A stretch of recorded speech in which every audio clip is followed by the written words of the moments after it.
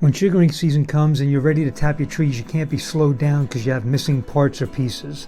In this video, I'm going to show you how to take a smooth spout used for maple tubing and turn it into a spout you can use for hanging your buckets.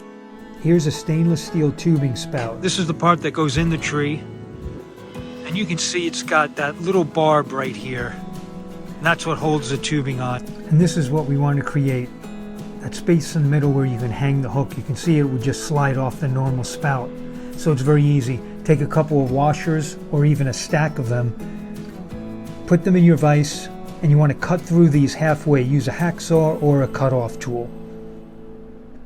Grab a couple of pliers, separate each of these washers, open it up, pop it back into your vise.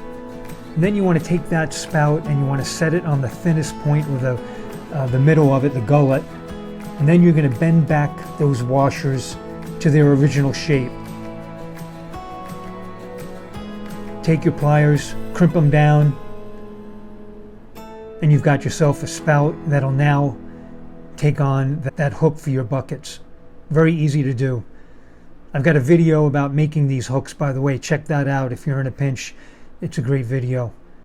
Nice thing about this hack is that you can take the washer off if you run out of tubing spouts, so it's interchangeable.